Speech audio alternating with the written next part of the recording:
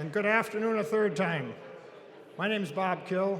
I'm the president of Enterprise Minnesota, and I'd like to welcome you. In fact, I'm delighted to welcome you to the 13th annual State of Manufacturing event. It's kind of great to be back in person, isn't it? Well, I hope you met someone new, maybe a customer, maybe you met a supplier who's been hiding behind Zoom for a while, but visiting with new people. I'd also welcome those that have joined us via live streaming. So over the years, the State of Manufacturing has helped all of us become more knowledgeable about the value of manufacturing to the state's economy, and at the same time, helping us understand the obstacles and challenges that obstruct growth and prosperity in the industry. I think this survey has done a great job in helping public policymakers gain a more concrete sense of how they can provide support and assistance to address what manufacturers need to succeed in the great state of Minnesota.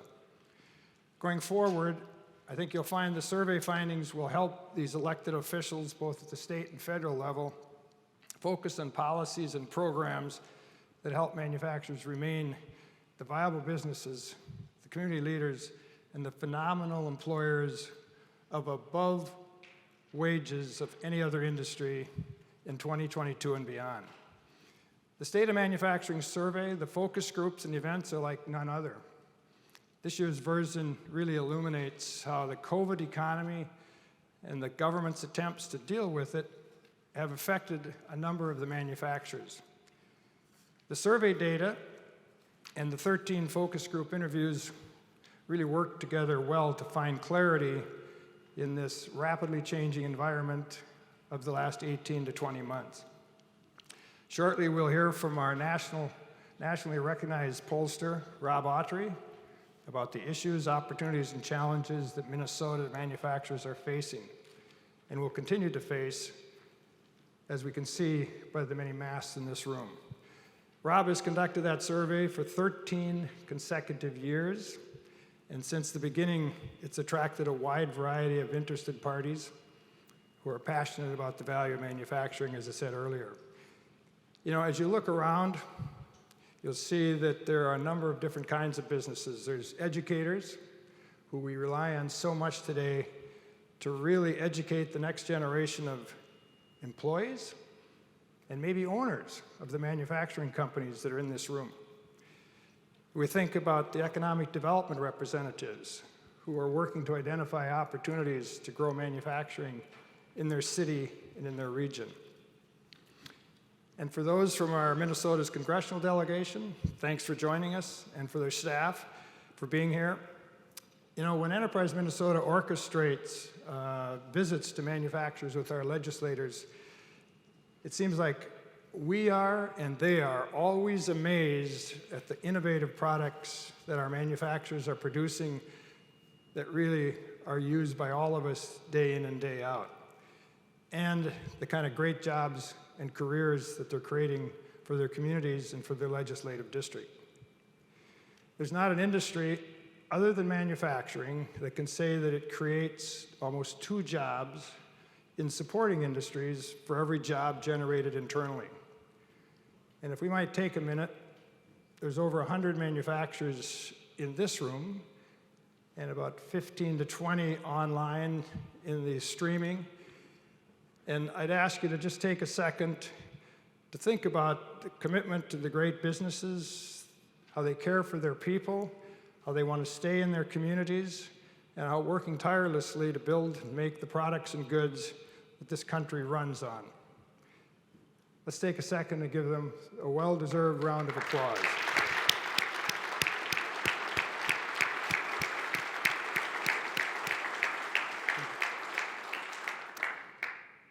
Before I turn the microphone over to Rob Autry, I want to point out a new segment on our agenda following his presentation. 4 of the Enterprise Minnesota's top consultants who work with many of the companies that are in this room will comprise the panel. These 4, along with all of our consulting staff, work with manufacturing companies throughout the state day in and day out. In fact, last year, 2020, I guess we're not quite through 2021. They worked with over 300 companies across the state of Minnesota. Pretty phenomenal reach to all parts. So if you know where Stevens Argyle is, we go that far. The fastest way to get there is to go to Winnipeg and walk back. You know?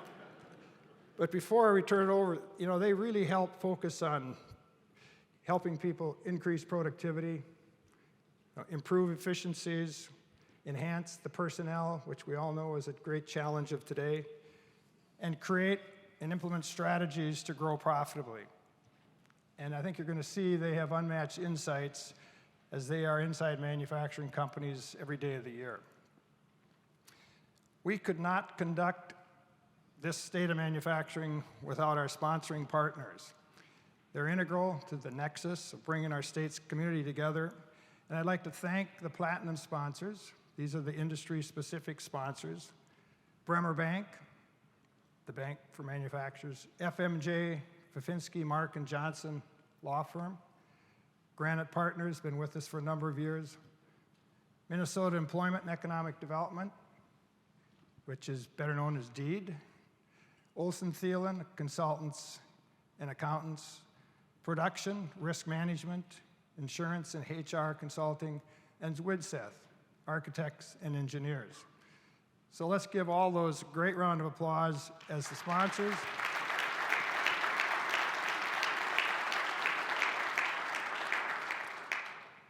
Their commitment is complemented by our gold sponsors that really help us regionalize this data, as you'll see from Rob's report. One of the connections that it really points out is there are very big differences between the 6 regions outside of the metro. And this group of sponsors does a great job in making that happen, representing economic development, technical colleges, Productivity Inc., and another group of people that really represent the entire state of Minnesota. I mentioned before the 13 focus groups, and of course there's organizations that help recruit manufacturers to it. Each focus group averages about 8 to 9 executives, a great outpouring that really brings clarity to what's in the poll. And the favorite sponsor of all those I saw earlier, Fat Pants Brewing Company. It's only because it's walking distance from my home. That's not, doesn't have anything to do with it, but we want to thank them for donating some beverages beforehand. And lastly, I'd like to thank the Board of Directors of Enterprise Minnesota. It represents a diversity of regions where manufacturing is located, the kind of products they put out, but it's complemented by Greg Buck, who many in here know, the great president of Productivity Inc., and also Joe Mulford, representing our technical and community colleges. And by the way, Joe Mulford's Pine Technical College is very proud to say they are well above their enrollment because of great relationships in their community. And Mark Nelson representing Bremer Bank, as we have, every board has to have a banker, of course. But I think what's really important is the manufacturers represent the entire state and the diversity of size and industry that manufacturing in Minnesota really represents. Before I go to Rob, I just want to end with a great deal of thanks to an individual who really was the architect of the state of manufacturing. Now, I know I've told just about everyone in this room that it was my idea, but the fact of the matter is, Tom Mason, our former editor of our Enterprise Minnesota magazine, and the head of the state of manufacturing, came up with this idea 14 years ago. Brilliant in concept and worthy in its execution and value, the project has grown year over year. You know, and I think since inception, Tom has served as our strategic advisor in ways that we can't count. So thank you, Tom, even though you're not in the room. He's kind of shy, but Tom Mason is an individual that really should be thanked for bringing this to fruition. Thanks to the great marketing team at Enterprise Minnesota, Lynn Shelton, Enterprise Minnesota's VP of Marketing and Organizational Development, and she's really directed this episode for every year since it began. But with her team of Constance Fanton, Lynette Duprat, and Robert Lodge, their dedication to bringing this off as a professional endeavor and all the marketing that we do, including our events and our Enterprise Minnesota magazine, is second to none. And with that, on to Rob's presentation. Thank you much.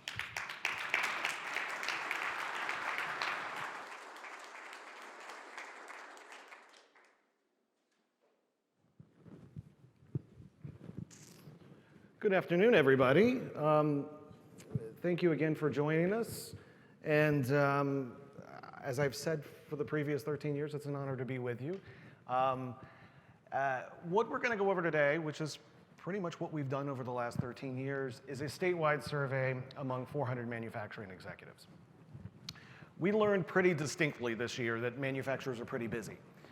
So when we were conducting this survey, we got quite a few of you, a lot of you in this room, who told us, I've got about 5 minutes. Can we get through this pretty quickly? We couldn't do this survey in 5 minutes. I can't do this presentation in 5 minutes.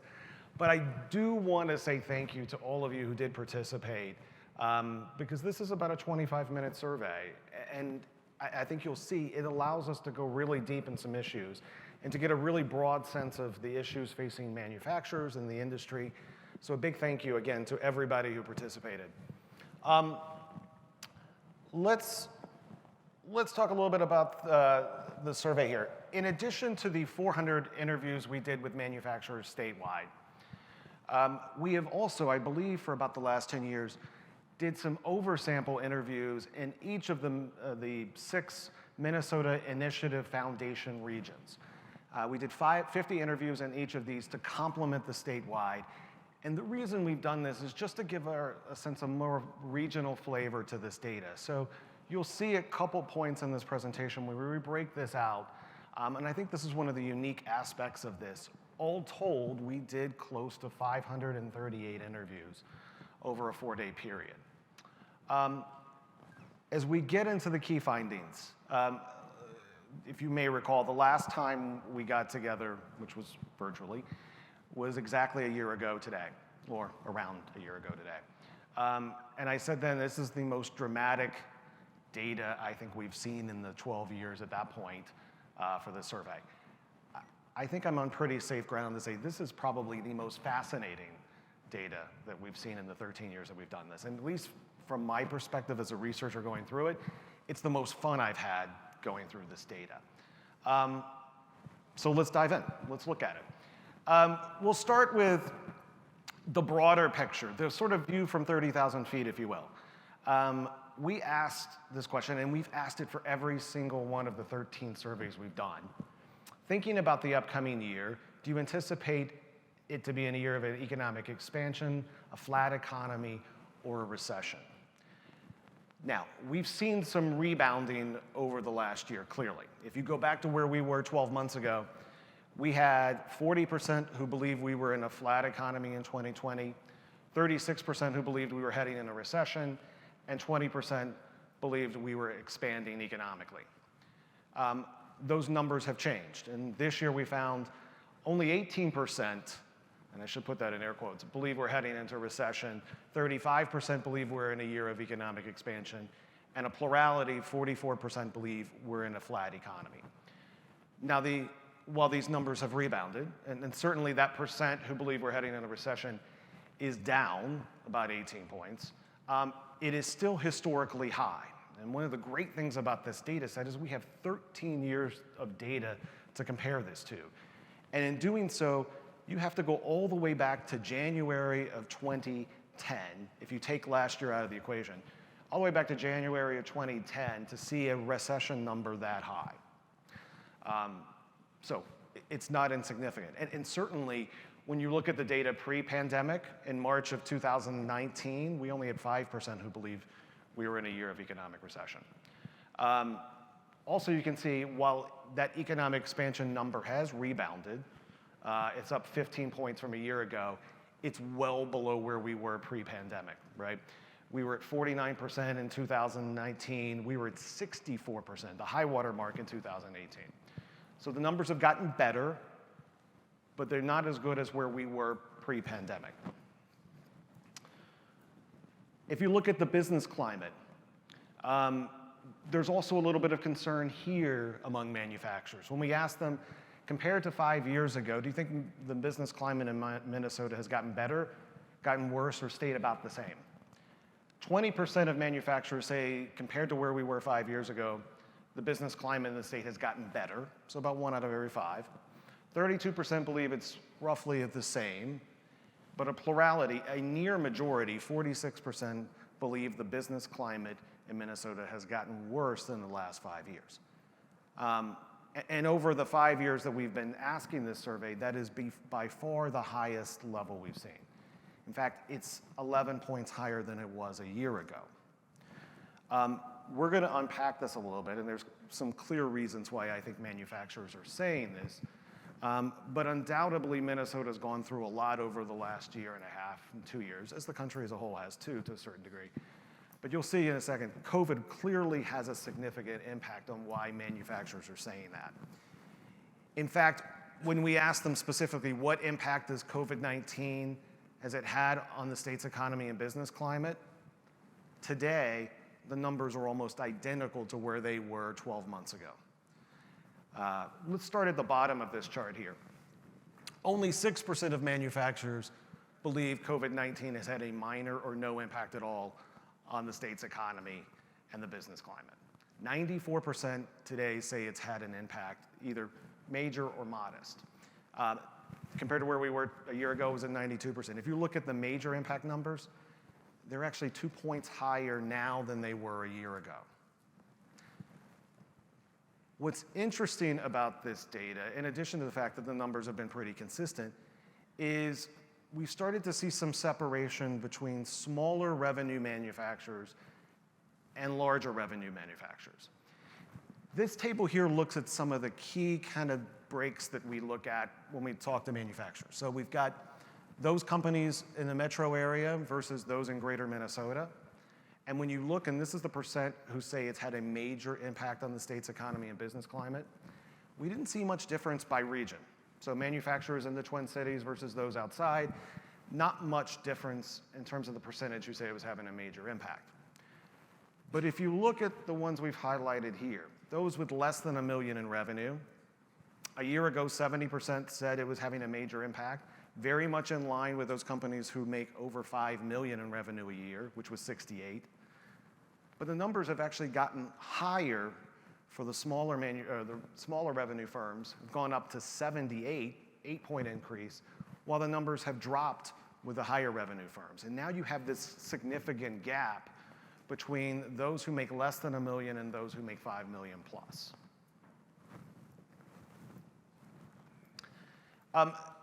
The numbers statewide, and this is looking specifically at those 6 Minnesota Initiative Foundation regions. You can see here the numbers noticeably higher in terms of the impact in those regions right around the Twin Cities. The Initiative Foundation, that number shot up to 96%. The same with the Southern Minnesota Initiative Foundation. It's a little bit lower there in the Southwest Initiative Foundation and lower in the western and northern parts of the state. We also wanted to get a sense of what type of impact has COVID-19 had on manufacturers. And so we asked a very simple question. Would you say this has had a short-term or long-term impact on your business? And overall, manufacturers are pretty evenly split. Well, they're exactly evenly split. 48% said they believe that COVID-19 is going to have a long-term impact on their business. 48% said it's going to have a short-term impact. And here again, we see a little bit of difference between the type of manufacturer. Those smaller revenue firms, those with less than 50 employees, so smaller employee size manufacturers, a little more likely to believe it's going to have a short-term effect than a long-term, whereas the larger manufacturers, both in terms of employee size, 50 plus or more, or those with more than 5 million in revenue, are more likely to believe it's going to have a long-term effect. Now, one of the things that's been remarkably stable over the last 13 years is this question, which is, from a financial perspective, do you feel right now the future of your company, how confident do you feel about the future of your company? And the confidence level, even when we first started this survey, 2 months after the stock market collapse in 2008, 79% of manufacturers felt confident about the future of their firm. And that number has been consistently high. Compared to where we did see a year ago, we did see a drop off in this confidence of about 8 points from 93 to 85. And why we haven't rebounded to where we were with that confidence level pre-pandemic, it's only up to 87% now, and honestly pretty similar to where we were a year ago. These are still exceedingly high numbers in terms of confidence. What's been fascinating about this data is when we look at it by type of manufacturer, we didn't see any difference in the confidence levels at all over the previous 12 years of this data. It's been pretty consistent, or I would say over the previous 11. Last year, we did see a little bit of difference in the confidence level by size of manufacturer. So if you look at that middle column there, the September and October 2020 numbers, you can see that was last year's data. The confidence level among those who make less than $1 million in revenue was at 78%. It was down from 93 pre-pandemic. Among those who make more than $5 million in a year, it was at 90% confidence level, only down 5 points from pre-pandemic level. So we saw that gap there. What's essentially happened is that the bigger manufacturers, those who make more than $5 million in revenue, those who have more than 50 employees, their confidence level has rebounded to where it really was pre-pandemic. That's not happened with the smaller manufacturers yet. The confidence level now with those who make less than $1 million is at 81. It's 12 points down from where it was in 2019. Those who have less than 50 employees, it's at 84. It's down 9 points from where it was in 2019. So where it appears in terms of the confidence level, larger manufacturers have rebounded and returned to kind of where they were pre-pandemic. The smaller manufacturers have not. Now, I think one of the places where we see some really encouraging and positive data in this survey is on these key business metrics. And we've been tracking these since our first survey in 2008. We asked specifically, do you expect to see increases or decreases in gross revenues, in profitability, in capital expenditures? And what we're doing here in this chart is showing the percentage of increase for each of those three metrics over the course of time. And if you go back to where we were a year ago, you had seen an utter collapse in all three of these. Going into the pandemic, 59% of manufacturers expected to see gross revenue increases in 2019. That plummeted all the way down to 21% last year. Now this year, it has rebounded, increased 30 points from where it was a year ago. So 51% of manufacturers today expect to see an increase in their gross revenues this year. 41% expect to see an increase in their profitability in 2021. That number is up 17 points from where it was a year ago. And I think one of the big movers here is that capital expenditure number. That went from 25% a year ago to 44% today. And if you look historically over the last 12 or 13 years, we've never come close to that level. The highest level to date was 32% increase in capital expenditures. We saw that in 2011, coming out of the Great Recession. We saw that in 2018, coming out of a strong economic year in 2017, tax cuts or tax reform in December of 2017. We saw bump ups there, but this is by far the highest level we've seen and the biggest increase we've seen from year to year on capital expenditures. Now, one thing to kind of keep note about this. I've talked a lot about this kind of gap between smaller manufacturers and larger manufacturers, particularly in terms of revenue size. When you look at this data by the smaller revenue firms, those with less than $1 million, the percentage of them who are expecting an increase in gross revenues is 37%. Those making more than $5 million, it's 66%. So a 29-point gap between them. When you look at profitability, that gap is not as significant, but it still exists. The lower revenue firms, 35% expect an increase in profitability. The higher revenue firms, 47%. Now, interestingly, when it comes to capital expenditures, the numbers are exactly the same with the smaller and the larger manufacturers. But we do see a difference when it comes to gross revenues and profitability.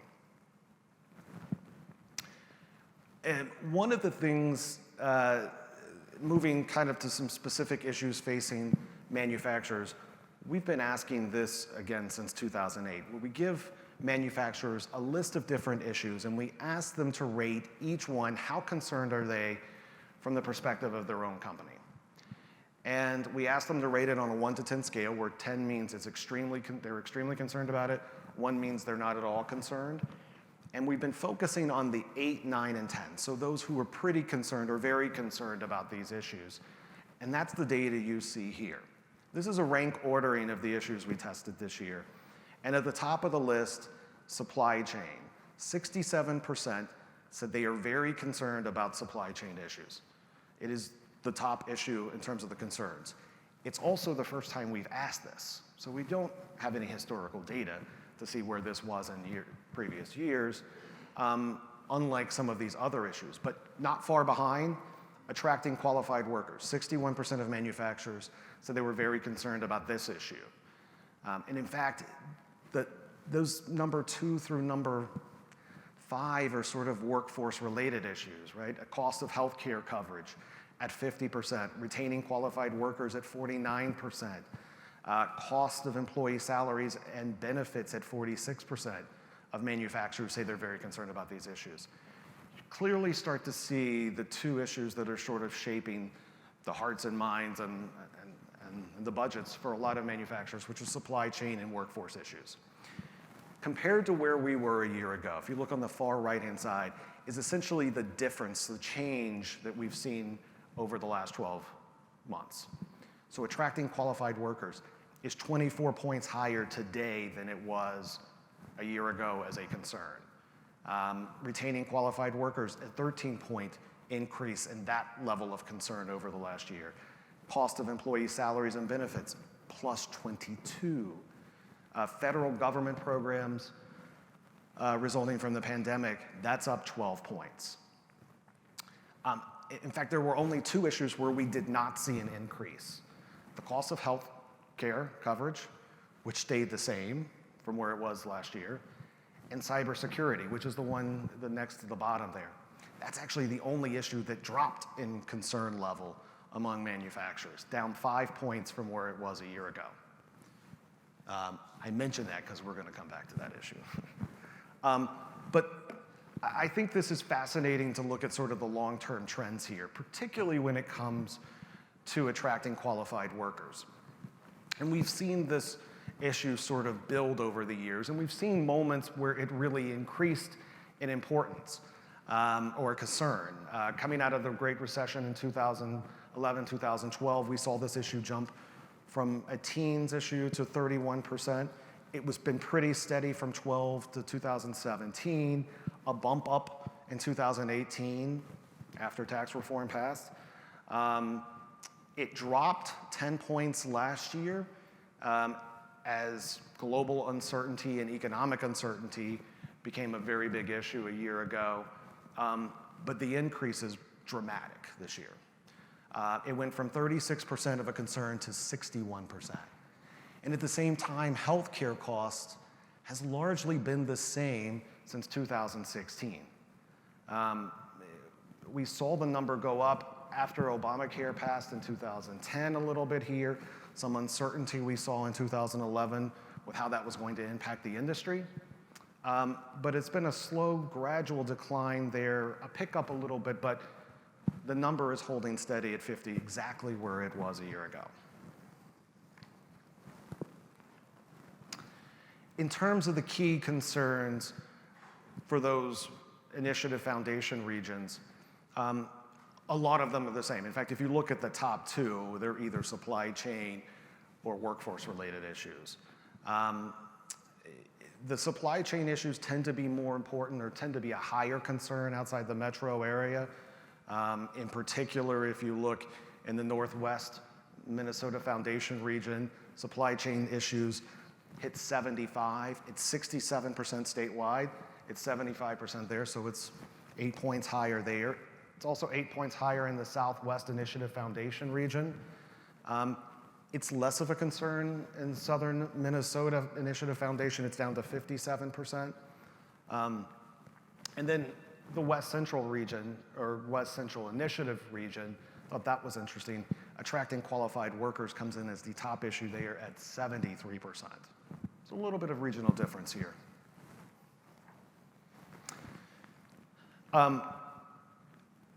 You're going to see a lot of kind of confirmation of the importance of these two issues, supply chains and workforce issues, throughout this data. And here's another piece of where we see that.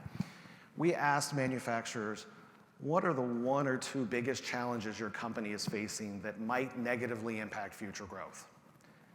And there's two issues that dominate this. Attracting and retaining a qualified workforce, 50% of manufacturers say that's one of their two biggest challenges.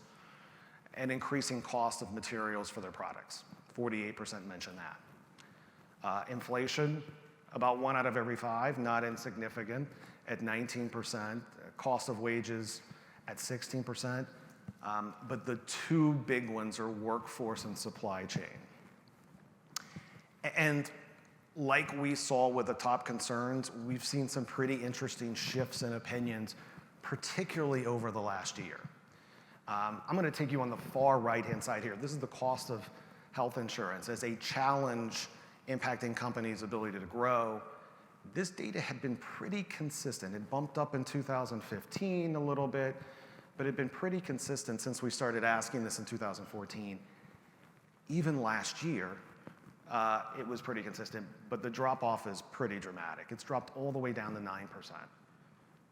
And what we hear when we talk to manufacturers about this is they've kind of come to grips that this is always going to be an issue, it's always going to be a concern, and it's always something they're going to have to deal with. But that number's dropped pretty dramatically. At the same time, here again, we see the surge in concerns about workforce. 50% is 18 points higher than where this issue was 12 months ago. And it's the highest it's been since 2014 for this question. A few differences here by type of manufacturer. Same question, we're just looking at this in terms of revenue breaks and employee size breaks. And you can see here that workforce challenges tend to be a bigger concern or a bigger challenge for your bigger manufacturers. So those with over 5 million in revenue, attracting and retaining a qualified workforce is at 69%. Among those who have more than 50 employees, it's 73%. It's almost 30 points higher as a challenge than those firms that have 50 or fewer employees. And in fact, when you look at the smaller manufacturers, both in terms of employee size and revenue, increasing cost of materials for their products tends to be a little bit more of an important issue or a bigger challenge for them right now than workforce issues.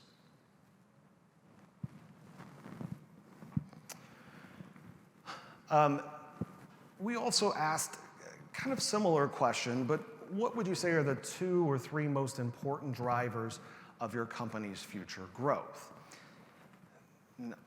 This is one of the great things that we've done with this survey and collectively as a team is kind of learn from survey to survey, what are we asking and what should we be asking?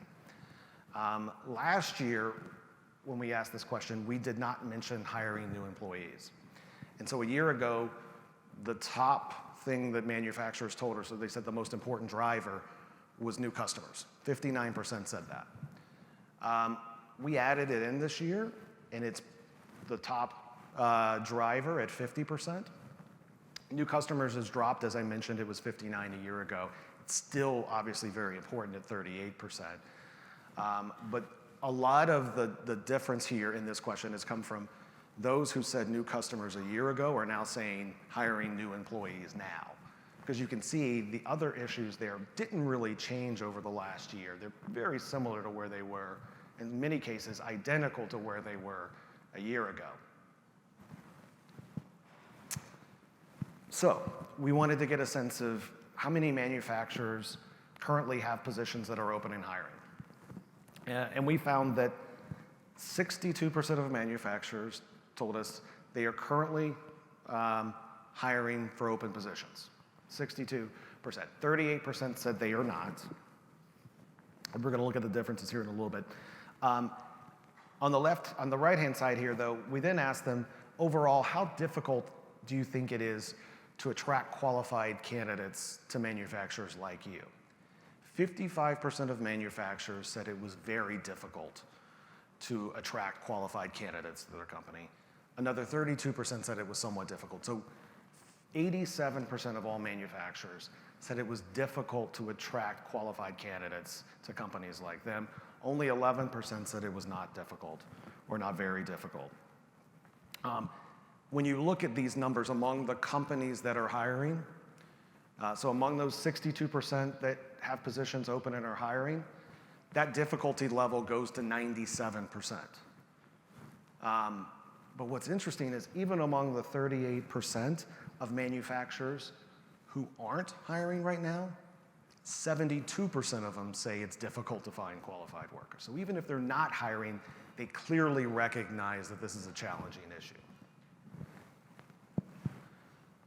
Those who are hiring, we sort of previewed this a little bit earlier when we were looking at the biggest concerns or challenges. Your larger companies are more likely to be hiring. Those with over $5 million in revenue, 89% of them are currently hiring. 91% of companies that have 50 or more employees are hiring. Your smaller manufacturers, a good chunk of them are also hiring. Those less than $1 million in revenue, about 4 out of 10 are hiring. I mean, that number is considerable.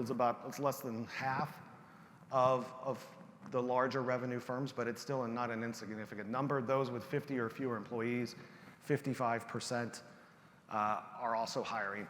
The difficulty numbers here on that right-hand side there are pretty similar. I mean, there's some differences here, but they're exceedingly high across the board. I think what's really kind of dramatic, though, if you just look at those manufacturers, that last line in that table there, manufacturers who have over 50 employees, 84% of them, of all manufacturers with over 50 employees, 84% of them told us they are hiring and it's difficult to find the workers they need. 67% said they're hiring and it's very difficult to find the workers they need, which is pretty dramatic. Speaking of which, kind of shifting a little bit gears here to some workforce-specific questions. We said when you're thinking about attracting and hiring new employees, what do you want your company to be known for? And there's a little bit of an all of the above approach to this. I mean, at the top of the list was a great work environment. 69% said that's what their company wants to be known for. Competitive salary, 61%. Work-life balance, 58%. Values employee safety at 57%. So you've got 4 kind of areas there that are above 50% of manufacturers saying this is what we want to be known for. Flexible work shifts, career growth, great benefits, and industry leader aren't that far behind either. But at the top of the list, great work environment. And when we look at it, it's a pretty consistent finding across the different types of manufacturers. So it's the number one thing that the smaller manufacturers want to be known for. It's also the number one thing that the larger manufacturers want to be known for. Competitive salary, we see a little bit more of a difference there between your larger and smaller manufacturers in terms of revenue, particularly on employee size as well. Work-life balance, the numbers are pretty similar. If you go all the way down to the bottom there, industry leader isn't really much of an issue or something that the smaller manufacturers are working for, but it's certainly something that the larger manufacturers place a priority on. And great benefits. I thought that was particularly interesting too. Your bigger manufacturers place more of a premium on that than the smaller manufacturers do.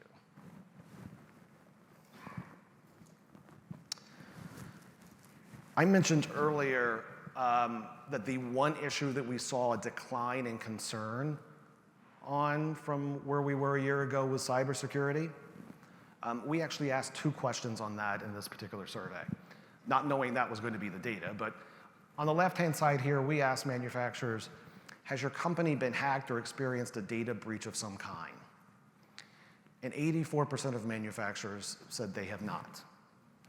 15% said they have, which, by the way, is, looking at it is pretty stark difference. But nonetheless, about 1 out of every 7 manufacturers said they have experienced a data breach.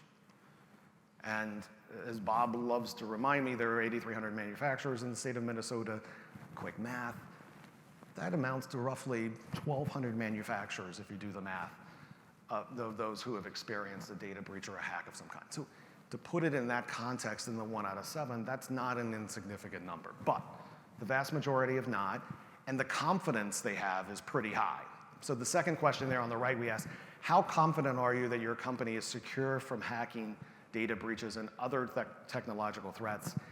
And a similar percentage, 84%, said they were confident. Only 14% said they were not confident. And what's fascinating about both of these questions is there's virtually no difference by the type of manufacturer. A manufacturer is in the Twin Cities, one in the greater Minnesota, those that have 5 employees, those that have 500 employees, those that make $500,000 in revenue, those that make $10 million in revenue. We saw no difference in either of these questions by type of manufacturer. Most of them haven't been impacted or tell us they haven't been impacted, and most of them are confident that they can withstand a threat or breach. Now, focusing on that 15% who have experienced a hack or data breach, you kind of see a little bit different picture. I go back to the chart where I mentioned how concerned are you about these different issues. And we look specifically at that 14 or 15%, that 1 in 7 who had experienced a hack or data breach. And you can see cybersecurity pops up as a noticeable concern. In fact, it's the 5th highest concern. 47% said they were very concerned about that issue. It's not their top, but it definitely makes their top 5. And it stands in stark contrast to the other 84% who said they have not experienced it. Only 20% said they're concerned. It is by far their bottom issue, even below getting your product to market.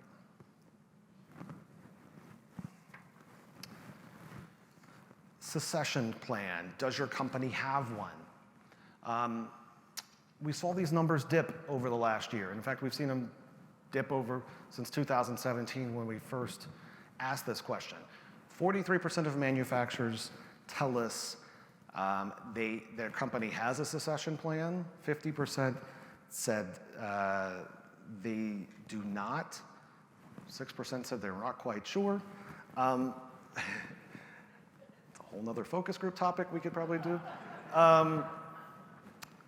But what I was interested in this data is I sort of expected, having interviewed 538 manufacturers, and I know smaller manufacturers, particularly executives who work at those firms, are doing multiple jobs, I kind of figured that would be where the drop-off has sort of occurred. And we went back and looked at the data from where it was a year ago, and we didn't see much of a drop-off in the smaller firms. In fact, those that have 50 or fewer employees, the percent who have a succession plan, which has always been lower than the bigger firms, was at 42% a year ago. Today, it's at 39%, so it's only down 3 points. The bigger firms, those with more than 50 employees, a year ago, 78% said they had a succession plan. Today, it's 58%, so it's down 20 points with the larger firms.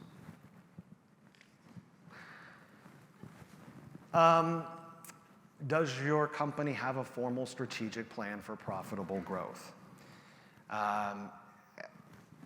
And good news is the majority of manufacturers we talk to do. In fact, 55% said they have a plan. That's the highest percentage we've seen since we started asking this question in 2015. It's up 3 points from where it was a year ago. And the point that I've made in previous presentations as we've gone through this data is looking specifically at those companies that do have a strategic plan. When you look at their gross revenues, when you look at their profitability, when you look at their capital expenditures, the percentage of companies who are expecting increases run about 10 points higher than those companies that don't have strategic plans, which in my world we call that a trend.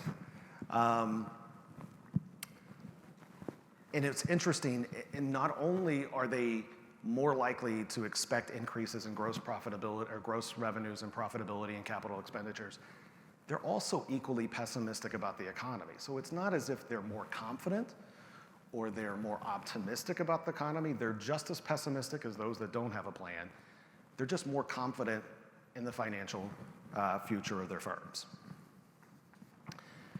So I know I've thrown a lot at you, and we're going to talk a lot more about this, but I kind of wanted to leave you with sort of 4 big takeaway points if I try to boil down a 25-minute survey.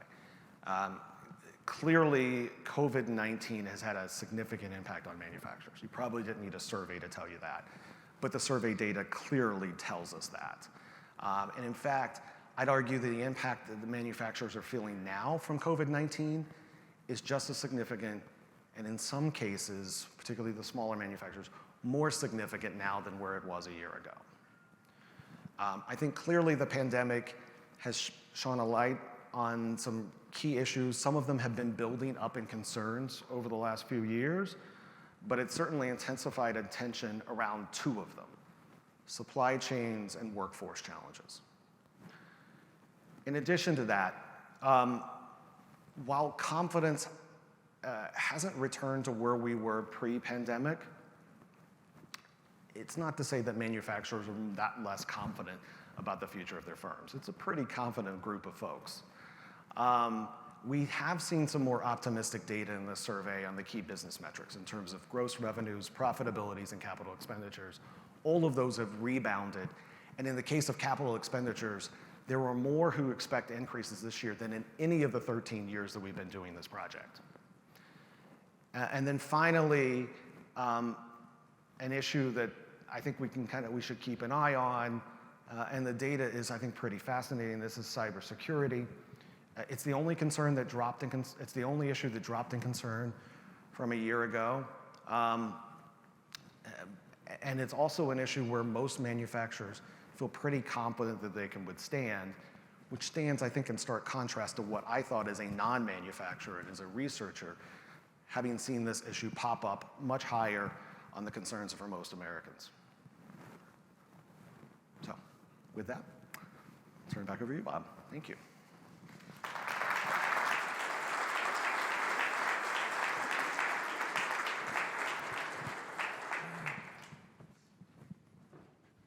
So maybe the question should have been, have you had a cyber breach, but do you know anyone who has? And I suspect that percent might have changed just a little bit.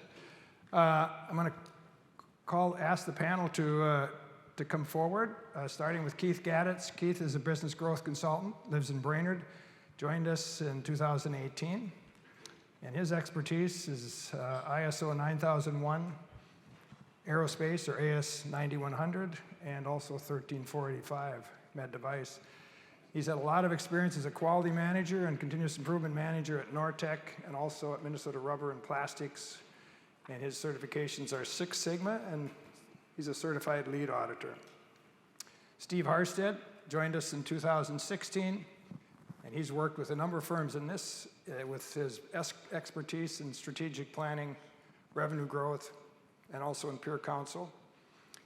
He served as a global customer service manager, education and marketing training manager at Emerson Process Management, and he is certified as an exit planning advisor, or CEPA. Abby Hellickson, again, a growth consultant, and she's been with us since 2016. And her expertise is in great demand as a talent and leadership development and also a peer council facilitator. And I met her when she was the director of business and workforce education at Rochester Community and Technical College, and also a corporate trainer at Fastenal, a firm we all know. And she's certified in TRACOM social styles, and a number of the firms that are in here have gone through that exercise with her. Lastly, Greg Langfeld. He's been with us since 2012. His expertise is continuous improvement, ISO, and he's also a peer council leader, one of our 8 peer councils that we have around the state. He was an engineering manager at Covidian, project manager at Automation Services, Inc., and Doughboy Packaging. He's a TWI instructor and job instruction. And I think we certainly know from some of the people that are in this that they've worked with all the manufacturers across the state. Before I go on, if you do not get the Enterprise Minnesota magazine, even if we charged you $100 an issue, it's worth it. But it's free. And you can get it digitally or in print. But I just wanted to mention that you can't look now, but as you go to page 37, Greg Langfeld recently authored an article on Automate with a Purpose, and I think you'll find it really fascinating. And there's also an article on a new friend that we have, Jeremy Miller, who is a long-time manufacturing executive in a family in Winona, Minnesota, is the new head of the Minnesota Senate. So we, as manufacturers, have a great friend in the Minnesota Senate. How wonderful. Someone who really understands small, mid-size, and manufacturing. And I think even though Jeremy couldn't join us, we should give him a round of applause.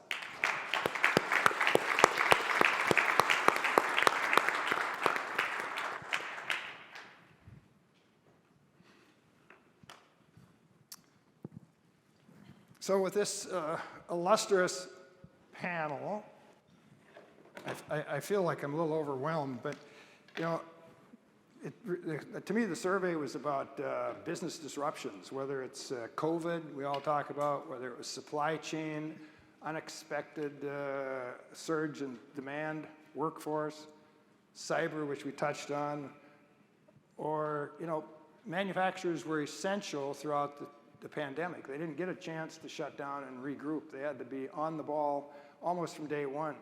And demand came back a lot faster than a lot of us thought. But when you think about the disruption, the biggest one that you obviously saw was workforce. Whether you add together, attract, retain, it's all about the workforce shortages.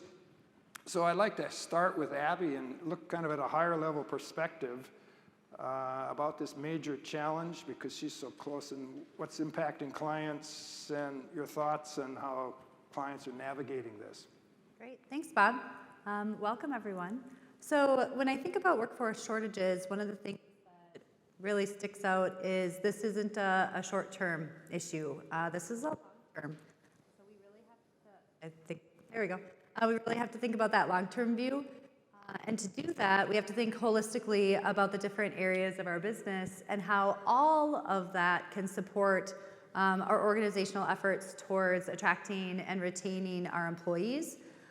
So I'm actually going to turn it over to my colleagues to start this discussion, and then I'm actually going to end this discussion because I feel that talent and leadership has kind of the connection, but there's some concepts that I want the audience just to kind of hear from my colleagues' perspective first. And the reason that we think about that long-term view is that when you look at the data that Rob gave us, there were some interesting trends where we saw in 2018 and 2019 that workforce shortage, those workforce issues were already bubbling up. And so we've been thinking about these for a while. We've been having some challenges, and now it's right in our face. And we know, because we've been talking about this for 20 years, that this shortage, it's here now. And we have to think strategically as organizations how we can overcome that. So I'm going to turn it over to Steve. So Steve, you want to just share your perspective on what you see about workforce shortage from a strategy level? Yeah, thanks, Abby. When I think about workforce, the phrase "the right people, right seat" on the right, on the bus that Jim Collins made popular in his book Good to Great comes to mind immediately. And in order to do that right, I really think we as business leaders have to think strategically and get really clear first on our purpose and our core values. If you recall, the idea of the right people is in alignment to the core values in our organization. And how are we going to know and make that measurement and that decision unless we have those clearly defined for our organization, and we can evaluate our current workforce or potential newcomers into the workforce against that. Answering that question, who are we, those core values? And secondly, the purpose. Understanding why we exist and what we're trying to accomplish and the kind of impact we're trying to make in the world around us. Because in my mind, that sets the framework for the type of vehicle, if you will, our business model. Jim Collins uses the bus, right? The type of vehicle we have in our business, the number of seats that are on the bus, the type of seats, where they're located, all these things, our organizational structure, if you will. All those decisions about those seats have to be driven by that larger strategic plan, that purpose, what we're trying to accomplish in the world. Last couple of thoughts I would share with you, thinking strategically about this workforce issue is, if we're not thinking about succession planning, we need to be, and I think more specifically about the dynamics and movement in our workforce, developing leaders, leaders who may be leaving or transitioning to other businesses, making sure that we're approaching that systematically, purposefully, working on developing people, backfilling people.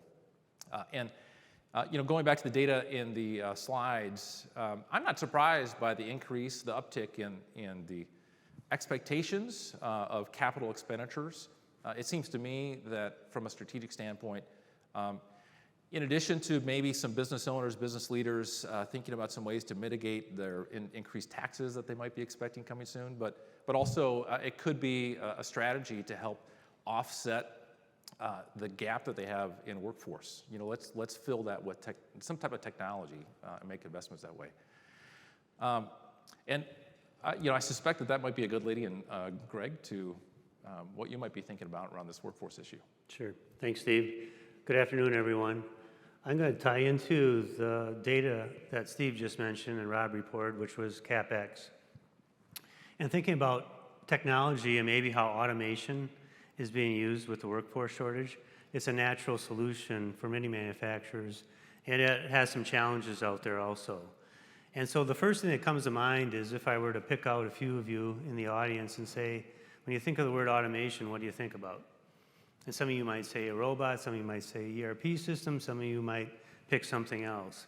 And the first thing I want to do from a very high level is let's just open it up and just think about automation very broadly. Because I really believe that our lives are surrounded by automation today, but we don't even think about it. We carry around a smartphone that has so many little bits of automation into it that's just incorporated how we do our work. We don't even think about spell check on MS Word has made me as an engineer pretty useful, right? So, I just think about all the automation we have. So the first opportunity we have is let's just open up our thought processes around automation and think very broadly. That ties into the second point I just want to make is that when we think broadly, we also want to have a long view towards automation. We get into the business cycle, we have annual budgets, we think about CapEx, and it kind of creates this mindset that I have an issue, maybe I need a new paint line, I need a new ERP system, I have a need, I go out and spend it, and that's great, that's all fine. But what that doesn't do for us is really think about automation over the long haul, and how do we think about it and incorporate it into our business as an overall strategy versus just kind of a light switch approach where it kind of comes on and goes off again. So my second point would be think about it really as this long, long haul. And the third thing is really how are we going to define the issue of technology and really going after the workforce? If we approach it as, hey, our business, we don't have enough automation, it puts the emphasis that I have to find the right technology for my business. And I'd like to turn that around and go back to the root of the problem is, how do I make the best use of my resources? How do I make the best use of employees? How do I make the best use of materials? That also ties into our supply chain challenges here. So the third point I just want to make is think about how you can frame automation in a way that lends itself to really looking at workforce, how well I utilize my workforce, how productive I am, and then automation becomes one solution to doing that. Because we know right now, even in the automation world, lead times are out there. So if we can get a quick hit by looking at something differently, it's going to be a win for your business there. So that's kind of thinking about automation at a high level. I'm going to hand it off to Keith to talk about how we can tie these things together into a management system approach. Thanks, Greg. I appreciate you using that term frame, because when we get to management systems, we think about the 3 parts of a frame that you have to deal with every single day. Your customer focus, what the business needs itself, and what your most valuable resource, your employees, need every single day. And as leaders, your job is to be the center of those 3 and balance their needs and expectations. When we focus too much on the customer, sometimes we leave the business or the employees behind. When we spend time focusing on only growing the business, we may leave the customer's needs or the employee behind in that relationship. We have to work on those pieces and those elements. The other part of a management system we bring together in that frame is putting forward some key principles. What is leadership doing to step in, to drive that strategic vision of the business into all associates and all colleagues across the organization? Where does our talent need to be focused? What objectives do we have? So what do those objectives have that have risk? Every plan we put forth, every thought we set out a plan. And we know the only constancy of a plan is change.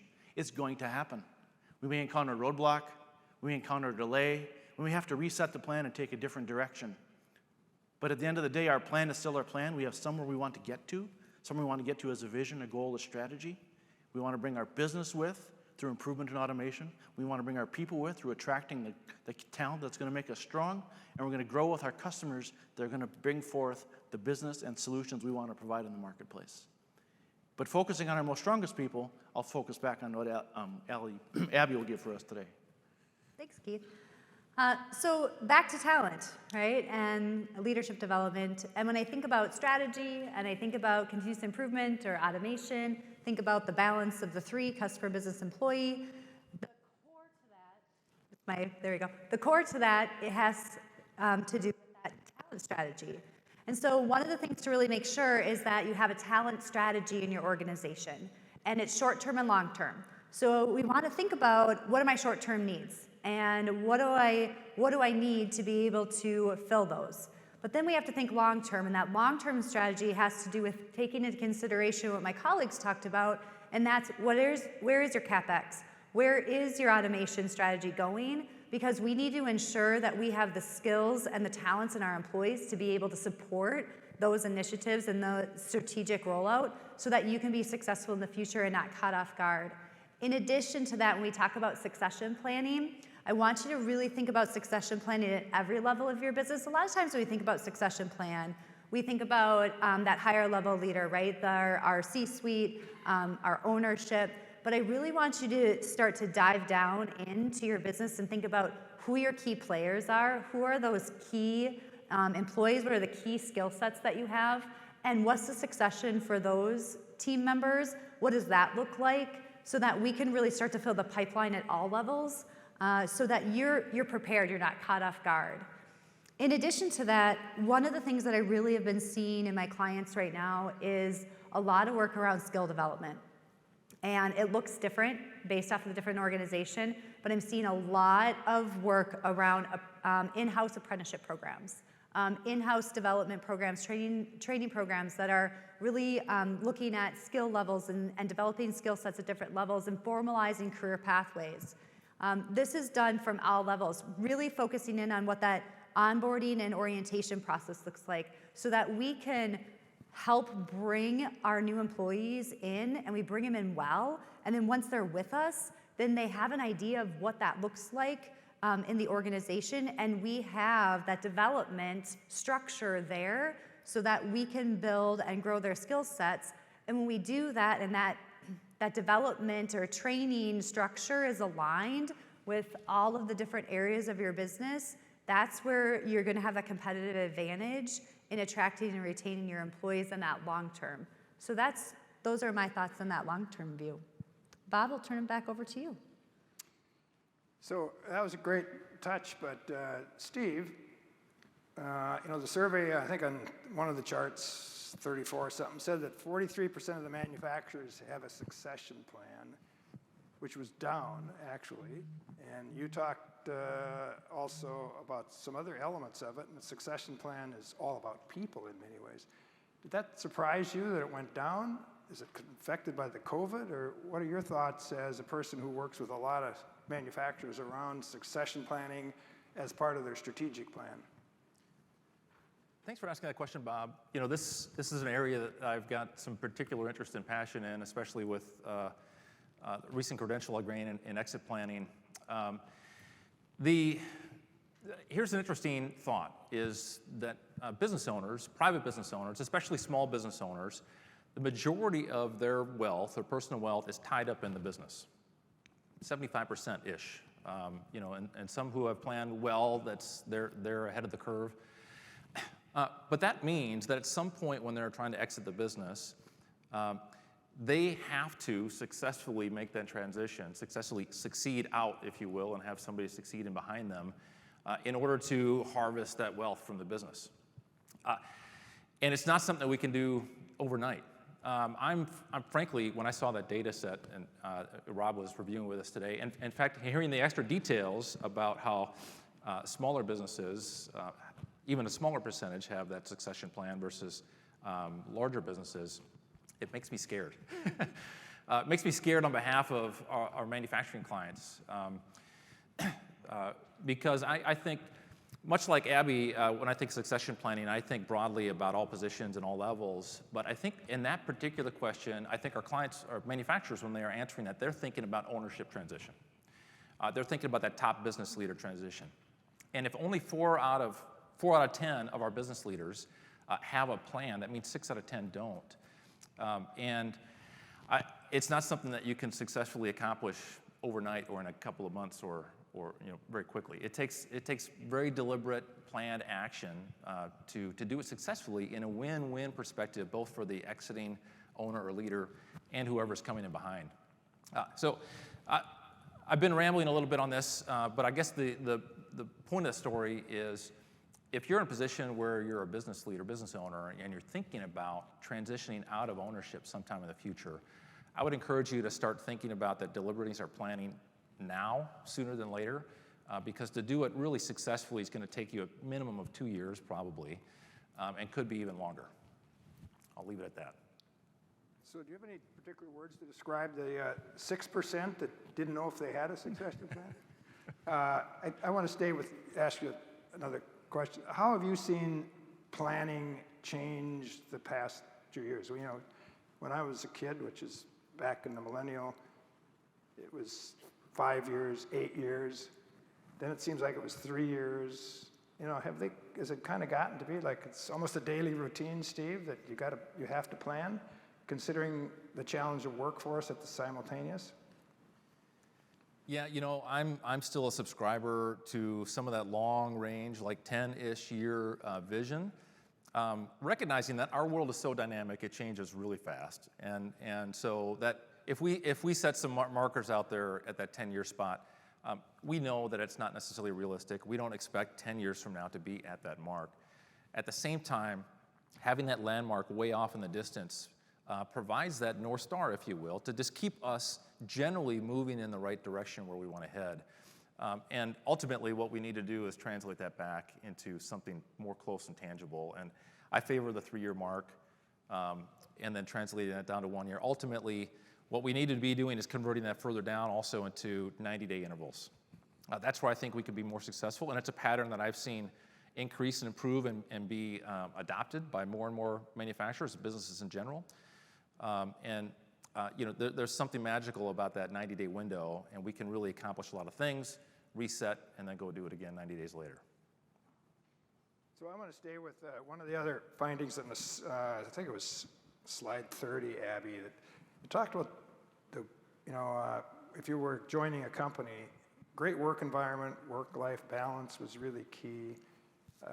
When you see that from the outside, one, did that surprise you? Number two, small companies, large companies, is there anything you can share in your working with companies that you see like that? Is that kind of the new mode for young people or all people looking for a job? I think right now in the environment that we're in, it's for all people, right? So everyone's looking for a great work environment. I think the takeaway from me from that side was I want companies to define that and really be able to describe what a great work environment means to your organization and then tell your story. Because that's the key to recruiting, that's the key to finding a good match, is being able to say, this is what a great work environment means to our organization, this is how we define it, and then get your message out there so that people who are looking for opportunities, they can align, right, with you. And in addition to that, you can put that into your hiring process, right? It's part of your interview process. So it's interesting because I have this company that I work with that part of their great work environment is they have games. So on their production floor, they have bags or cornhole, whichever you call it, based off of probably what state you grew up in. But they have, right, that out on the floor. They also have, ping pong and a few other things. And the interesting thing is when you go on a plant tour, you see it. And so I said, tell me what that's about. Oh, well, people can play on break. But then I actually talked to the owner and I said, oh, that's kind of a fun perk that you have. And he said, well, a lot of people think that it's just, kind of the new trend or part of this great work environment, but for me, it's strategic because I design tournaments, it's how I interact with my employees. So the owner actually designs competition and it allows him a venue to go out and interact with his employees on a regular basis and have this connection. It's all about who right? It's about him and who he is. And he really finds that having that fun competition just creates this engagement in this environment. Now, is that going to work for another owner? Another owner that I work with, we talk about a great work environment. Games are not his thing. And so we talk about how attendance is so important. So he finds ways to incentivize that and makes connections. So again, just define it and then talk about it and communicate it because that's what makes your company different. So great question, Bob. Thanks for asking it. So if I can follow that, so how do you convey that when people are out shopping? I mean, did everybody need to have a different website that really has got a lot more talking about their culture at the company? Absolutely. So I'm sure you've heard of the employment brand, right? So that's what we're talking about. It's telling your story through your brand. And it's, right, just like you market to the customers that you want to buy your product, you want to market to your future employees and to your employees. And the key to that is that it's consistent. And so what you're putting out there about what your company is about is truly what they get, right? And so, yep, your website needs to reflect that. Your social media needs to reflect that. The conversations that your employees have with people when they talk about your company, you want that message to be consistent. And that's really, that's how you get your message out there. And so it's a critical part of recruitment in today's day and age. Okay, Rob, you're not getting off the hook. So when we did the focus groups, all we heard over and over is we're paying overtime, we are so busy, we can't take on new customers. In fact, one said our salespeople haven't been allowed to call on new customers for 8 months because they're servicing current clients because we got to ration goods. I'm trying to figure out how you got 500 and some interviews out of that group of people. Yeah, well, first of all, it took 4 weeks to do that. This was, I'm glad you asked this, because this was definitely different in terms of methodology than what we've normally done. For the previous 12 years, the bulk of our interviewing has been during the daytime. So we have business numbers that we get from the state. We call manufacturers at work. It takes us a while to get to the right manufacturer who makes the decision. And it's 6 or 7 times before we finally get to that person and complete the interview. We learned pretty early on when I called you, I don't know, like a couple weeks into this process and said, hey, people are really busy. Manufacturers are telling us, it's like, I'm doing 4 or 5 jobs at the same time. I don't really have time for this during the day. And in fact, 1/3 of the interviews that we conduct at this time were done on non-business hours, either at night or on the weekends. Last year we did 3 of them.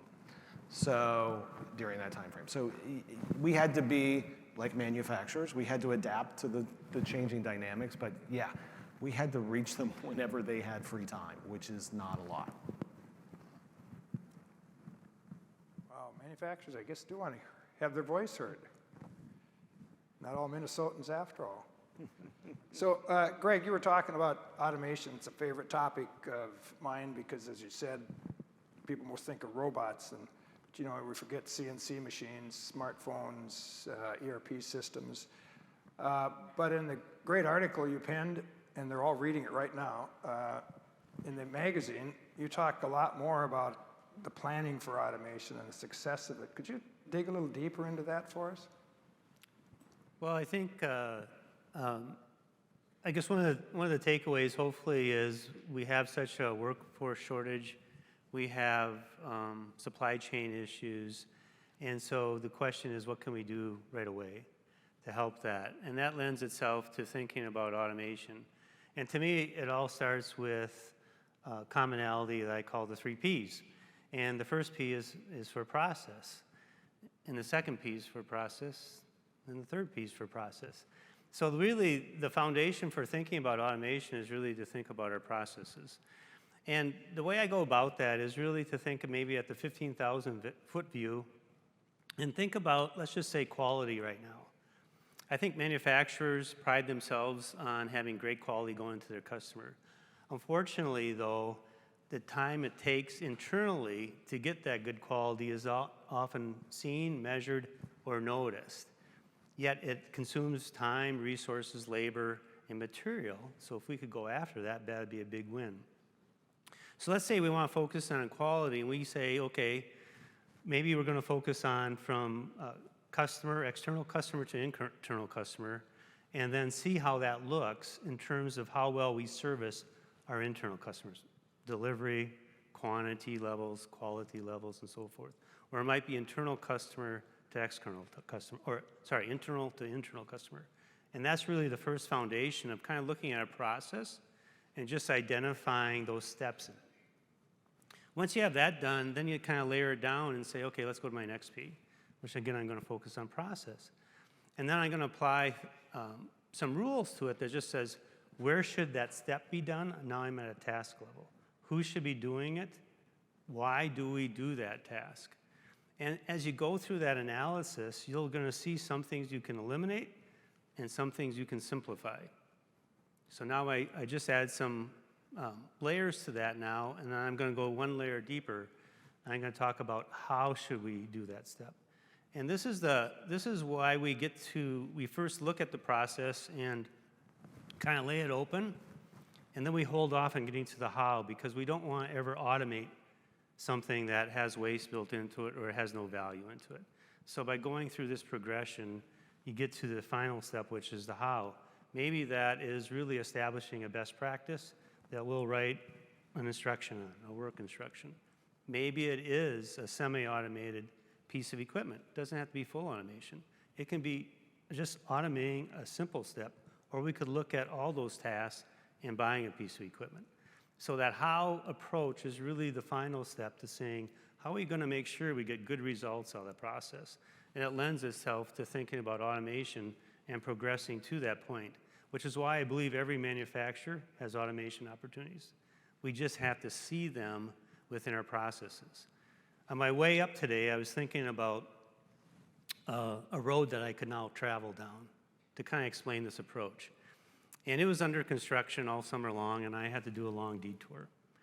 And they were building roundabouts, and they put about 4 roundabouts in this road there. And so that was their first process. They were tearing up the road, and they had detours around it. And we do that all the time in manufacturing. We call workarounds. They just consume time. And then what they did was, once they got it going again and had everything done under construction, now they had improved flow. And that's really our goal with our processes, is get to improve flow. So I'm going to leave you with just last little comment, though, about this step. They seem kind of simple, and really they don't involve a lot of capital spending, in fact, hardly any at all. It just takes time. But there was another time in our history when there was a severe labor shortage, or at least a cross-training shortage. There was another time when we had logistics problems. In fact, severe logistics problems. And there's another time in history when we had kind of a worldwide event going on. And so the foundation for this thinking to go after these 3 Ps really came out of World War II. And from my perspective, if we were successful then, we can be successful today with applying these approaches. So thanks, Bob. So Keith, you talked about ISO, and I think a lot of people in here think ISO is this quality system, and you were talking about it as a management system. But how does that transfer from the strategic plan that Steve talked about down to the employees that are building products? And how does it relate to all of them to serve their clients better? Because I think you were conveying that that's really what it's about. Absolutely, Bob. That's spot on. Any management system, whether it be ISO 9001 or another system, EOS Traction, whatever your style of management system is, drawing forth some principles that drive your business forward show up in all of them. Leadership has to step forward. You have to bring those mission, vision, values together, and you have to live them. And when leadership lives them, great work environment appears. When we put together a strategic plan for the business, we set objectives and goals where we want to go, how we measure them, what it feels like, we can determine whether the process is delivering what it should, or do we need to mark and make an improvement through some way, shape, or form. What about risks? Greg talked about risks that have been in the past and are present today. We see them around us. How do we confront those risks and mitigate them and plan for them accordingly? On the people side, engaging that side of the business, that part of the business, the most important resource, they want to feel contributed. They want to be engaged. How? Communication. Steve talked about that quarterly goal and objective to set for a business. What's it going to mean to get to our 3-year, 5-year goal at that quarter? How do we communicate that downwardly? What's the cascading effect? How do I, as an individual contributor, know that that goal is being satisfied for the company? Am I contributing to on time to my next person in line of the process? Am I delivering the right report at the right place for the people who need it to make decisions with evidence to move forward in the plan? Am I working on the right objectives? Are they the ones that we need today or the ones that we need to set aside? Every time we come and encounter a decision in a management system, we have 3 choices to make. We have to pick one of the paths. Do something right now, do something in the future, or choose to do nothing. But every time you have to make a decision from those. A management system, your cadence of decisions, your cadence of meeting with your team help dictate where those challenges, where those choices are going to go. We have to pick one and make a choice, and then set our path, maybe adjust our plan, adjust our direction, but we're going to go somewhere with that decision, and it makes a result for us. Focusing on the business, is that change in automation? Is it buying a piece of equipment where it's appropriate? Greg talked about those pieces already. What about drawing in new talent where it fits? What makes them want to join us and want to be a part of us? And then when they join us, how do they feel valued and give back? They can see it in what we measure, what we share, and how we communicate with them. It puts together the whole business, all the way from the strategy, all the way down to the lowest level. Thanks, Bob. Well, that takes us back to people again, because we often talk about training of our people. We love to talk about internally in our organization as skills development. How do you apply it to your job so that your company gets better? Abby, maybe you could share some, let's say, recruitment and retention strategy examples that have really worked, because I think there's a lot of manufacturers that kind of feel like, well, that's not someone I control. There's just too much competition for my people right now.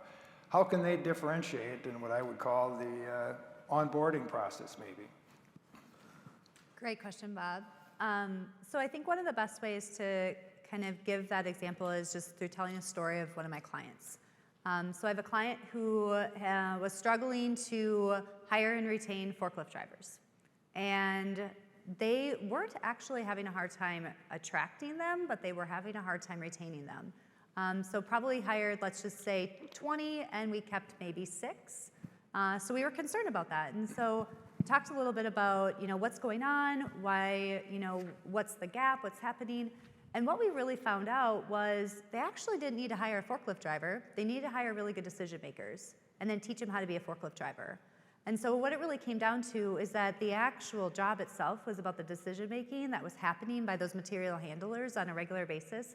And they were in a pretty complex environment. And what they were doing is they're hiring forklift drivers. And that's what they were, that's the competencies that they were basing it on. And so we flipped their hiring process, and they hired for decision makers first, and then we trained forklift drivers. Because, well, we can argue this, but I would say training a forklift driver technical skills is easier than developing that decision-making skill. It takes longer. And so we found by hiring for the decision-making skill, we were able to then train to the forklift skill, and we had a higher level of success. So one of the things that I really encourage our clients to start to think about is if you're having gaps, let's go back and really think about why. And really dig into what are the competencies that we're really hiring for, what are the competencies that we really need, and then what can we train? So that way we can get a better fit. And it's hard to find people right now, and so it's not great to have a high turnover rate in those first few weeks. And so we want to really figure out what the right fit is in terms of competencies. In addition to that, I'm seeing a lot of changing and thought process around what Bob had just indicated, that onboarding process.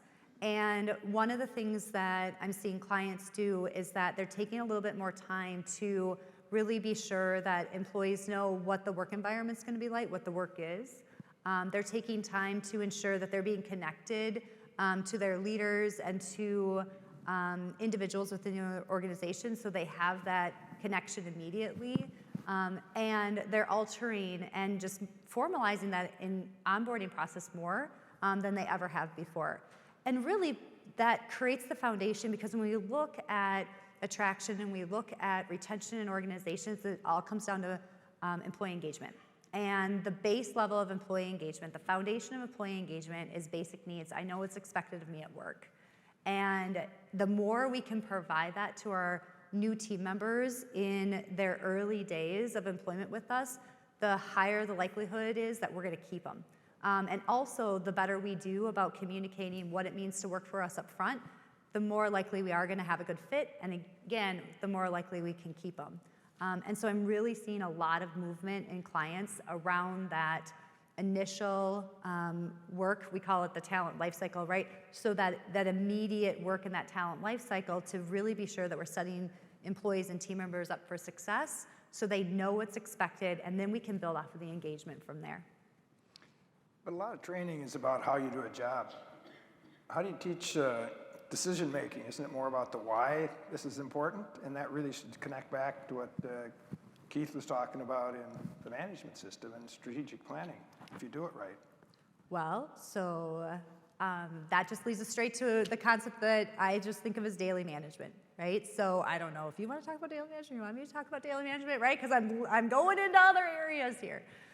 So when I think about the concept of being able to really ensure that employees know what's expected of them every day and that they have the resources to do that, daily management is the tool that helps us do that. Daily management is where we have the opportunity to talk about how yesterday went and reflect on that.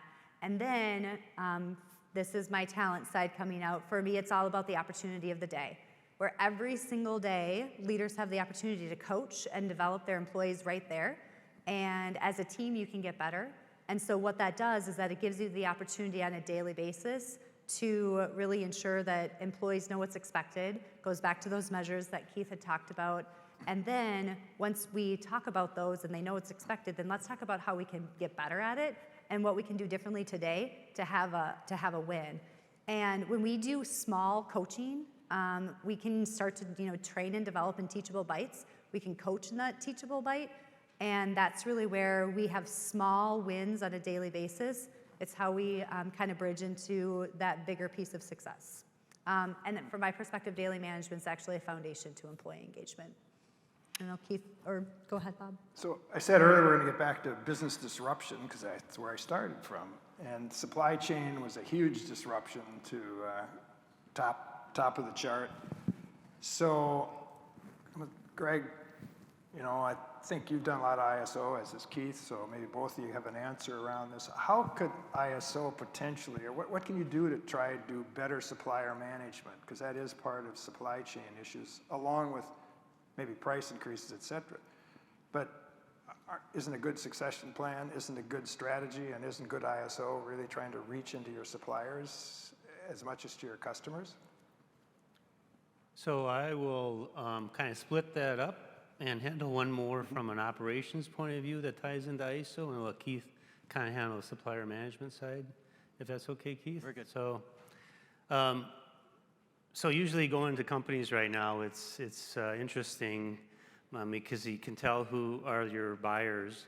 They're the ones with the frazzled hair, and it's really they're not sure which ends up because they just have really no life right now, trying to keep their supply chain issues under control now. And so when we think about that, and we think about supply chain issues, there's been two trends I've been seeing with companies. And it's really interesting because when we go into companies right now, it's really hard to see the impact of workforce shortage and supply chain and try to get what the baseline is, what's normal for this organization there, because that kind of creates a cloud bank of really seeing what's going on within the organization now. And on one side, what I've learned with talking to employees and with leaders within the organization is a lot of the issues they had were pre-COVID. So they existed before, but what COVID has done, if you will, is kind of lowered the water level a little bit. So these rocks existed before. Now there's hardly any room for navigation there. So that's kind of the one thing I've kind of learned from talking to clients. The other thing I learned is really something that excites me, and this is there's a lot of innovation and creativity going on in problem solving right now. So they're seeing problems out there with their supply chain, and leaders are coming up with ideas, or employees are coming up with ideas that 6 months ago, 9 months ago, nobody would have ever thought of. So if you think about the first little story about problems that existed before, and then this innovation and creativity, the bottom line is kind of this idea of how do we get to problem solving? And so how does that tie into ISO 9000 standard is we're always about continual improvement. And that's easy for me because I'm passionate about continuous improvement there. And so when we think about those rocks that exist there, we can wait and kind of push them off, or within the ISO world, or within any world of really a management system, we can get to daily management and try to get that employee thinking about those issues and take those rocks down to pebbles and go after them that way. So that's more of an operations perspective that ties into kind of the principles of ISO. I'll kind of hand it off to Steve. You can talk about supplier management and think about, or sorry, Keith. Keith. That's Steve. Yeah. You looked at Steve, I know. That's all right, it happens all the time. Supplier management is one of those controls. The little history lesson, ISO 9001, was developed as a supplier management tool. It was intended to be handed down to help tell your supplier communication, what you expect from them. What do I need to see from you? What's our relationship going to be like?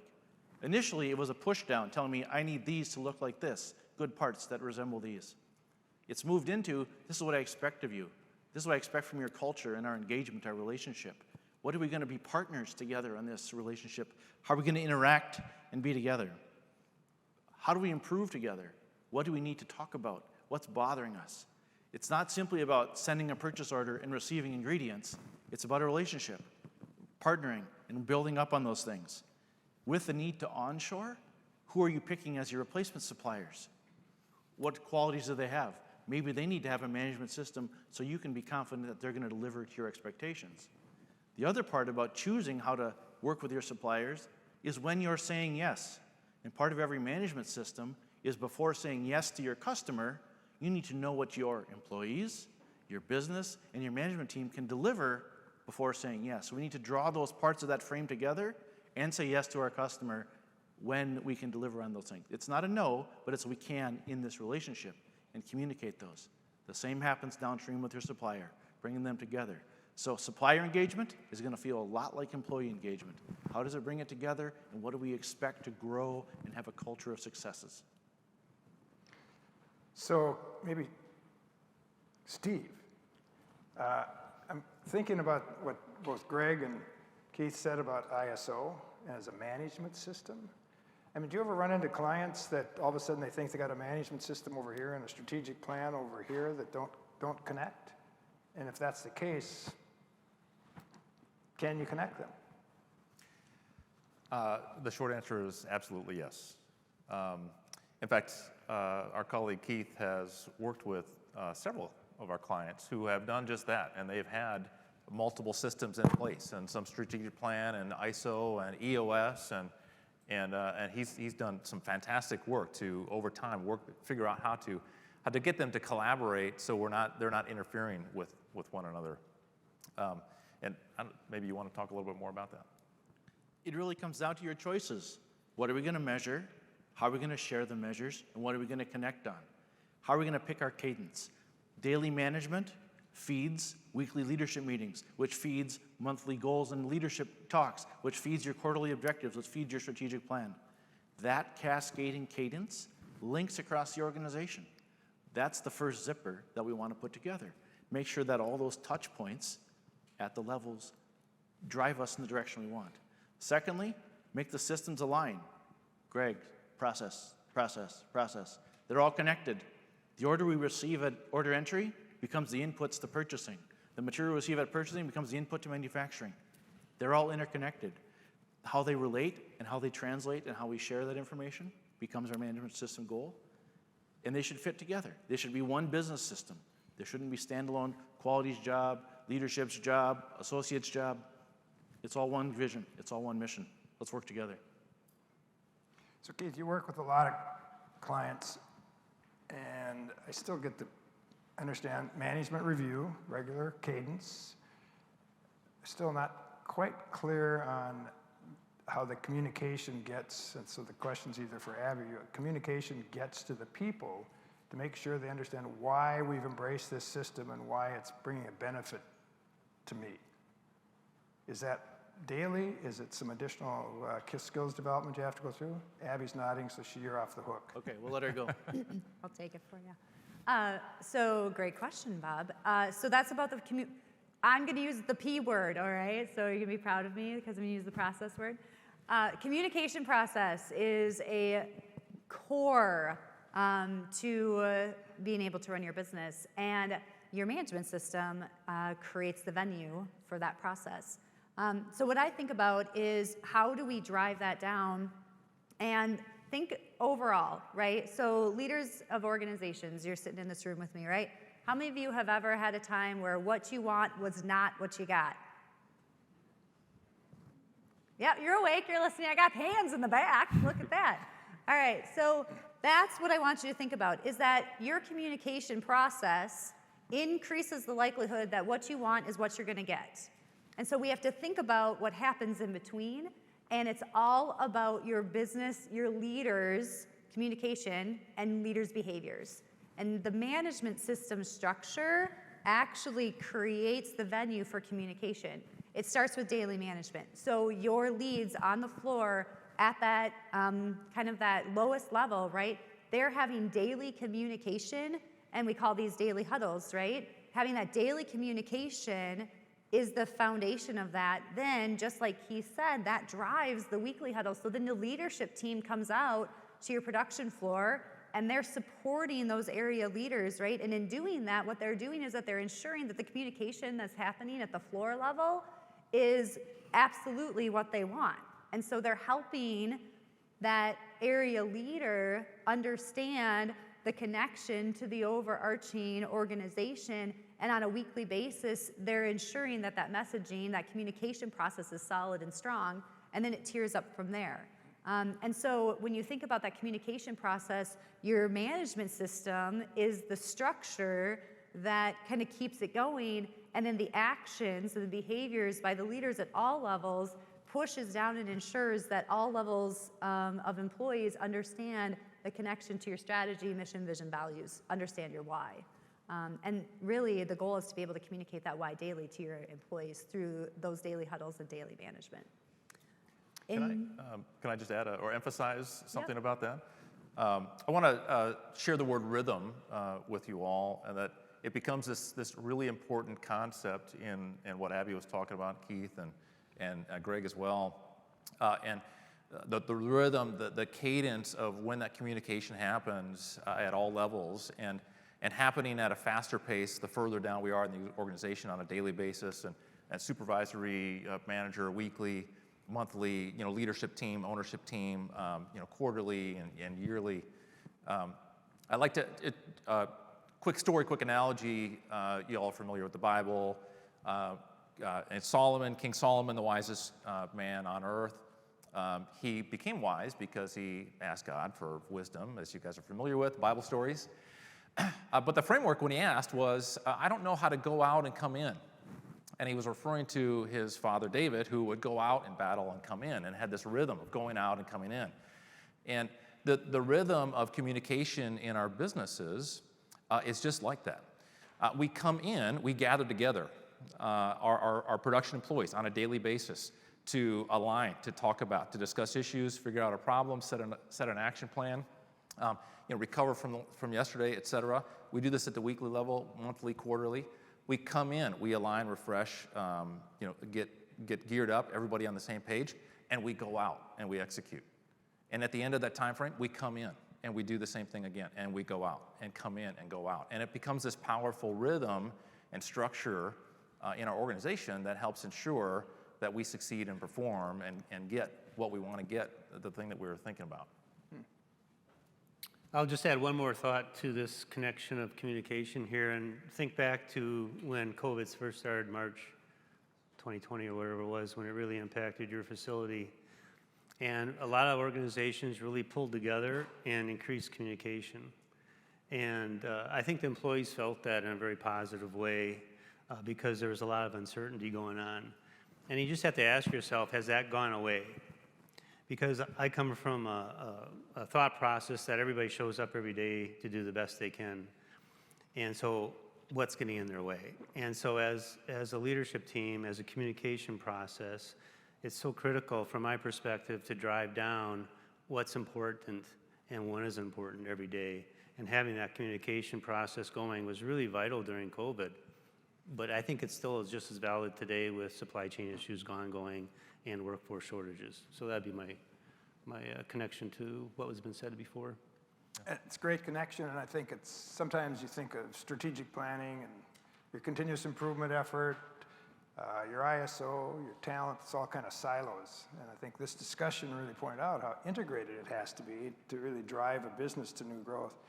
So I guess to each of the panelists, I just say, is there one key takeaway that you'd like to leave with our audience?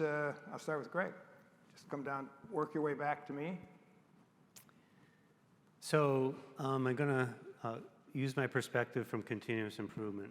And so from visiting companies and seeing the workers and where they're at, and seeing the workplace shortages and the supply chain issues, I'm always thinking about what can we do today?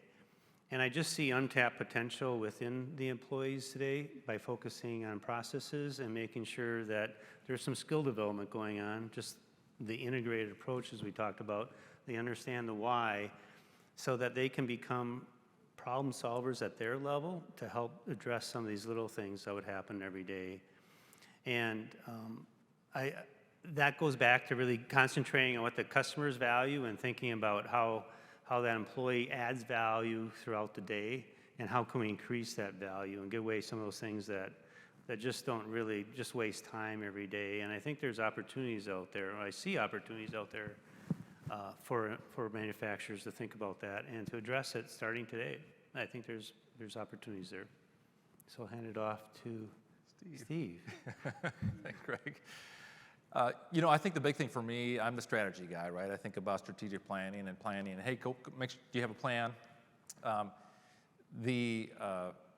My point of emphasis here is, as Rob mentioned, everybody is super busy right now, over busy, right? Overtime, and we can't keep up, and there's too many things to do, and we can really easily fall into the trap of spending all of our time working in the business.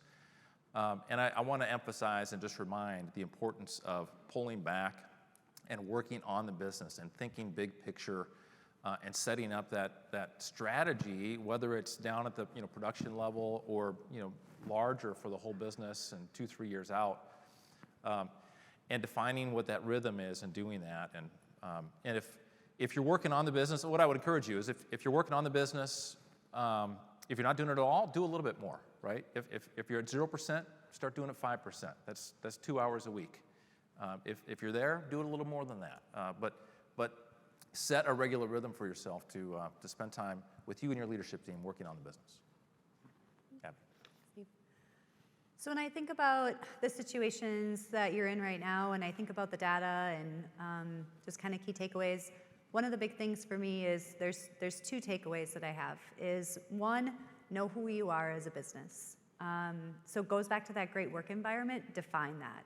Be able to define and tell your story to people that you're looking to recruit to come work for you, what it means, and tell that story well. And that's when we can define that and we know what that means, that's really helps us communicate and message well to that recruitment base. The second component of that is maximize the talents of the employees that you have and really ensure that you are creating that talent strategy. So we think about short-term and long-term needs, and we think about those pathways and how we develop and grow. And in addition to that, we want to be sure that we're maximizing our leaders within our organization as well. And so when leaders are elevated, we ensure that they are really moving to their highest level of leadership and they're not keeping stuff with them, and that they're kind of giving that up, right? They're letting that go so that we can elevate and maximize everyone within your organization and best utilize talent. And that's really part of that talent strategy. So that's really my takeaway when I think about the environment that all of you are in right now. Keith? My opening remarks related to that frame. When you're working on your strategy, when you're working through your processes, when you're working on talent acquisitions or retraining, when you're working on your activities and your objectives, when you're dealing with the risks and opportunities, and you as leaders in management centering those three pieces, I'm going to ask three questions. When you're working on that activity, does your customer feel it? Internal customer, external customer, do they feel it? Secondly, do your employees feel it? Do they feel value? Is the business improving because of them? Thirdly, does the business feel it? Is it delivering on its promises? Are the suppliers engaging with you the way you want? Are the equipments and processes functioning as intended? As leaders, your job is to make sure those three areas are feeling it to meet your strategy, to meet your goals. Put together a management system that puts those pieces together and frames up, are they feeling it? Thanks for facilitating, Bob. So, we started this journey 13 years ago, and I think in maybe January or February. It was January. And then Rob let us know that, he probably wasn't going to come back if we kept doing it in January. So we moved it to April, and guess what? We had a blizzard. So now we're in November. We're found a home in October and November. Believe me, Rob. So we hope you come back for year 14. I'd like to just say thanks to the great panel. I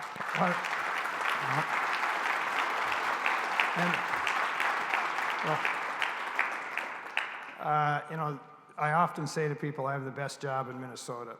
And I think now you understand why I don't even have a job. Because if you're having such a great time, you really enjoy what you're doing, which they do, and I certainly do, it's not called a job. And during COVID, I think we really understood how much we missed getting out to see people like these environments. And thanks again to the panel for a great job. It's great to be associated with them. We hope you enjoyed Rob's presentation and the panel. We have some networking and some food. But before I go, I'd like to really again thank our platinum sponsors in particular. Widseth, architects and engineers, been with us for a long time. Production, workforce, HR, new this year. Olson Thielen, accountants and consultants. They've been with us forever. Granite Partners, a long time, I think for 12 of the 13 years. FMJ, lawyers, and they really are focused on small, mid-sized manufacturers. Bremer Bank, and then Minnesota Department of Employment and Economic Development. And so lastly, for the manufacturers in the room, you will get a survey later. We really would love your opinion as to the event and the state of manufacturing, how we might take it to the next level. We ourselves believe in continuous improvement at all levels. And with that, I'm sure I'll be reminded later by Lynn that I forgot something. But what I'm not going to forget is networking, a bit of food, drink. Thank you all for coming. Travel safe on the way home. Thank you.